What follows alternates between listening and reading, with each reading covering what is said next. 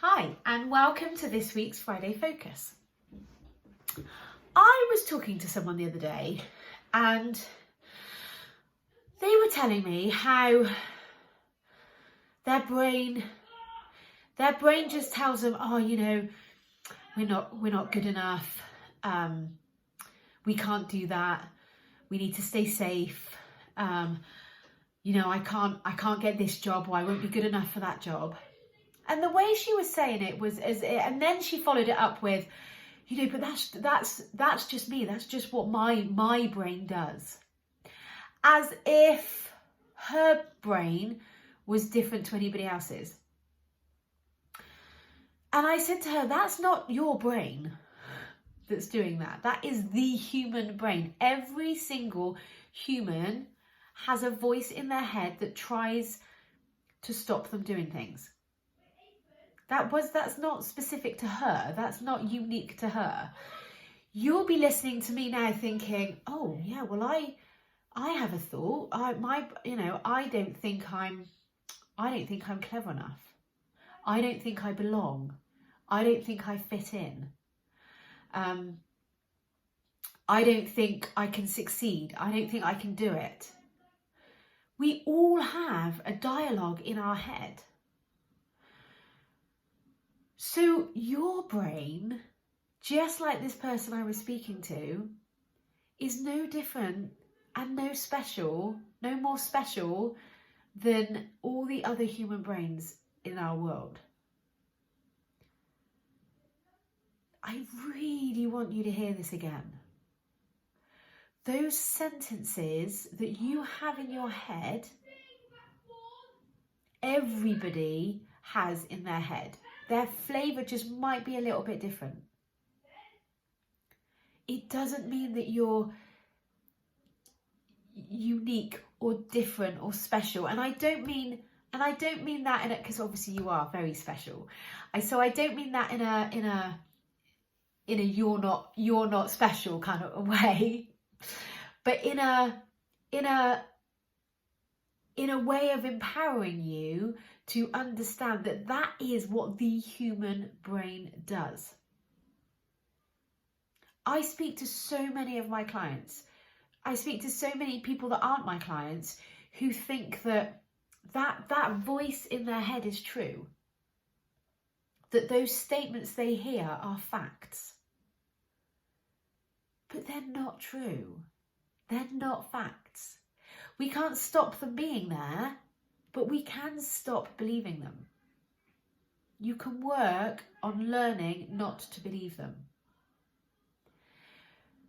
The human brain, the most amazing brain that you have in your head, has 60 to 70,000 thoughts a day. 60 to 70,000 thoughts a day. It is designed to think. It's a processing machine.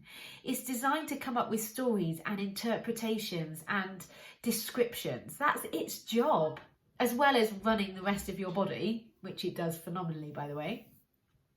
But it is its job to think. So why do you think yours would be different? Why does this person think her brain is different? Our brains are all the same.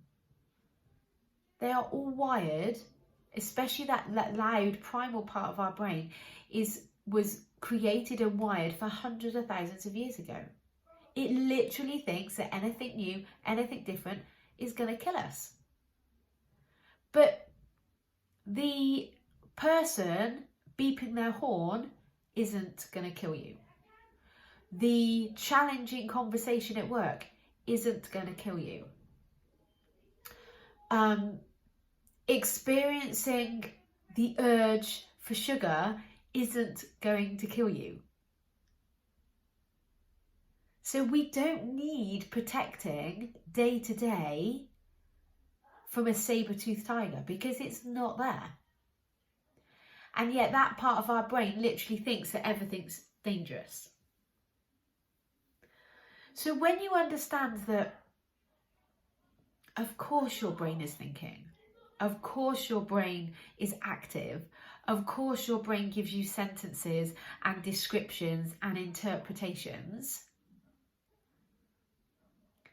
When you accept that that's going to happen, then you can just kind of chill out a little bit about it and go, right, okay, maybe let's listen. What has my brain got to tell me?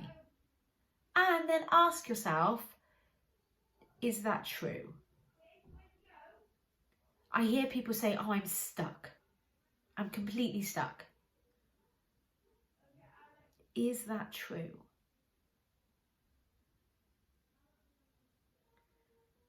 And it will feel true to you, right? Because you've thought it so many times. But this work is about starting to question those sentences.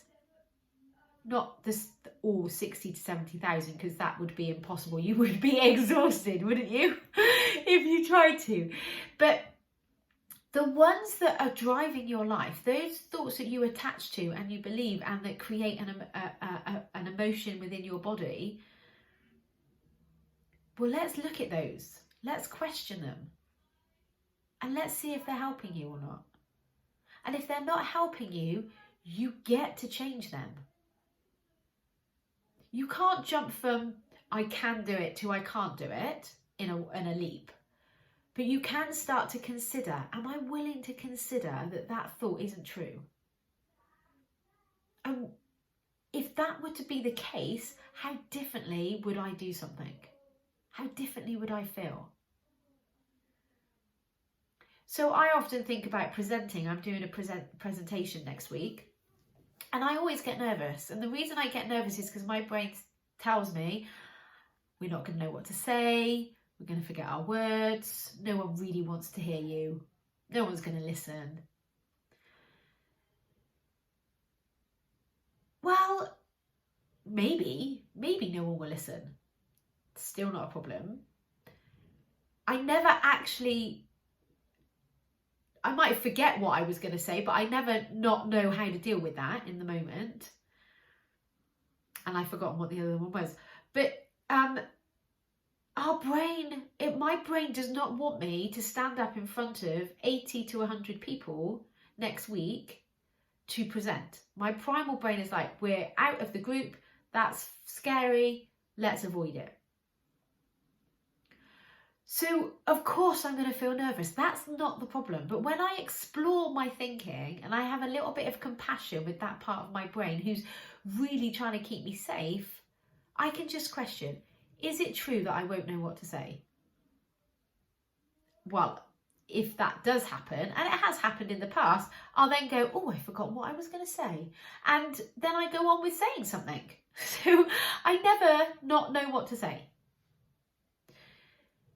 Is it true that people don't want to hear what I have to say? Well, actually, some people won't want to hear what I have to say, but there will also be some people that will. So that thought isn't true. I don't have to believe it. It's not a fact in the world. So you can even do this with the most basic things like the weather. When you open your curtains and it's raining, and you see the rain and you think, isn't it miserable out today? Is that true? And just get yourself to a neutral place. Don't try and make it amazing. Just get to a neutral. And it could be, it's raining. It could be, I'm presenting. It could even just be as simple as I'm human. I have a human body. I have a partner, I have a wife, I have children. Like, get to a factual, neutral situation. And from there, decide what you want to think and how you want to feel. But you're going back to what I said at the beginning. Your human brain is designed to think. You get to choose if you believe what it says. So if this resonates with you and if you want to learn more, make sure that you subscribe to my YouTube channel. Turn on any of your notifications so that you see any like extra ad hoc lessons that I add in. And if you ever want help with this, that's what I do. I can walk with you side by side and show you your thinking. We can explore your brain together so that you get to, first of all, understand it and then learn to manage it. So my name is Nikki Bevan. I'm a sugar cravings and life coach, and I can help you. Have an amazing week.